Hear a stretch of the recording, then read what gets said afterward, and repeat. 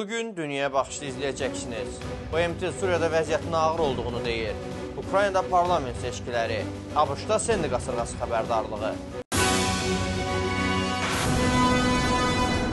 Dünyaya baxışda gündəlik xəbərləri sizə təqdim edirik. Amerikanın səsi, Washington. BMT və Ərəb Liqasının elçisi Laxdar Brahimi Suriyadakı vəziyyətin çox pis olduğunu və beynəlxalq birliyin öz səylərini birləşdirərək Suriya xalqına 19 ay davam edən böhrandan çıxış yolu tapmağa yardım etməyin vacibliyini vurğulayıb. Bugün Moskvada Rusiya Xarici İşlər Naziri Sergey Lavrovla məsələni müzakirə edən cənab Brahimi, Qurban Bayramında əldə olunmuş atəşkəs razılığının baş tutmadığına görə təəssüf hissi keçirdiyini bildirib, lakin o, bu uğursuzluğun sülh tapmaq səylərinə mane olmayacağını deyib. Cənab Brahimi həmçinin Birləşmiş Millətlər Təşkilatının Suriyaya sülh məramlı qüvvələr göndərməyəcəyini bildirib. Elçinin Suriya hökumətini və Prezident Bəşar Əl-Əsədə qarşı döyüşən üsyançıları Qurban Bayramı ərəfəsində atəşkəsə əməl etməyə çağırmasına baxmayaraq, hər iki tərəf döyüşləri davam etdirir. Böyük Britaniyada qərargahlanan Suriya İnsan Haqları Müşahidəçiləri qrupu bazar günü 110 Suriyalının öldürüldüyünü bildirib. Ukraynada dünən keçirilən parlament seçkilərindən sonra hakim partiya qələbə qazanmaq üzrədir.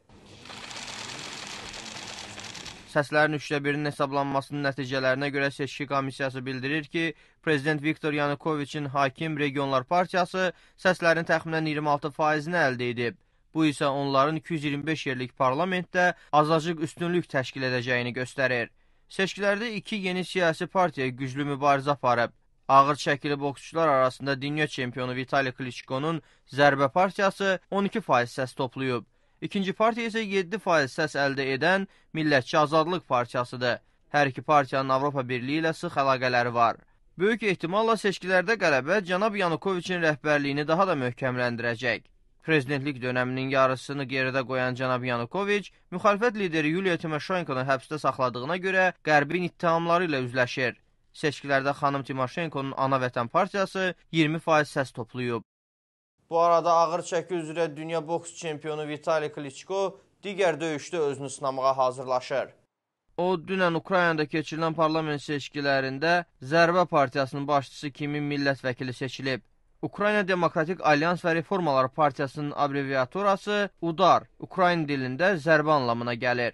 Boyu 2 metrdən yüksək olan idmançı seçki kampaniyası çərçivəsində Ukrayna prezidenti Viktor Yanukoviç hökumətini korrupsiyada və prezidenti öz tanışlarını vəzifələrə təyin etməkdə ittiham edib. İlkin seçki nəticələrindən sonra Klitschko müxalifətə keçəcəyini bildirib. Siyasi proseslər Klitschko üçün yenilik deyil. O, Kiyev meri olmaq üçün 2 dəfə uğursuz cəhd edib.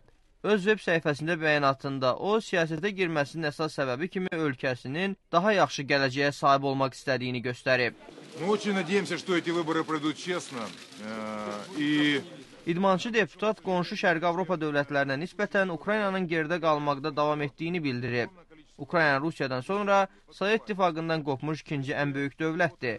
Klitschko ağır çəki üzrə dünya boks kəmərini 3-cü dəfə qazanmaqla Məhəmməd Əli, Evander Holyfield və Lennox Lewishdən sonra tarixə düşən 4-cü boksçu olub. Sinoptiklər bugün Birləşmiş Ştatların şərq sahili boyunca hava şəraitinin pisləşəcəyini bildirir. Belə ki, Sendi qasırğasının indiyə qədər mövcud olmuş ən şiddətli tufanlardan biri olacağı ehtimal olunur. Dünən sahilə çatacaq qasırğa qitənin şərqində insanların ən sıx məskunlaşdığı bölgələrdə güclü yağış və küləklə müşayiət olunacaq. Sahil boyunca şimala hərəkət edən Sendi qasırğası 2 qış fırtına sistemi ilə hibrid təşkil edərək super tufan yarada və 6 milyon sakinə təsir edə bilər. Sinoptiklər qasırğanın Virginia ştatının sahillərindən Massachusetts ştatına qədər güclü külək gətirəcəyini proqnozlaşdırır. Milli Hava Xidməti həyati təhlükəli fırtınanın New York limanına yüksəkliyi 3 metrə qədər çatacaq dalğalar gətirəcəyini güman edir. Qasırğa üzündən Washington, Filadelfiya və New York kimi böyük şəhərlərdə məktəblər bağlanıb, ictimai nəqliyyat sistemi dayandırılıb. New Yorkda bazar ertəsi günü ABŞ qiymətli kağızlar birjası qapadılıb. New Yorkda qərargahlanan Birləşmiş Millətlər Təşkilatı təyin olunmuş görüşləri ləğv edərək idarələrini qapadıblar. Bugün dünyaya baxışda sizə çatdıracaqlarımız bu qədər. Vaşinqtondan Amerikanın Səsinin televiziya studiyasından mən Emil Quliyev sizinlə xudafisləşirəm. Siz Amerikanın Səsinin həmişə olduğu kimi 3w.amerikanınsəsi.org-da izləməyə davam edin. Sabah eyni ünvanda görüşənədək.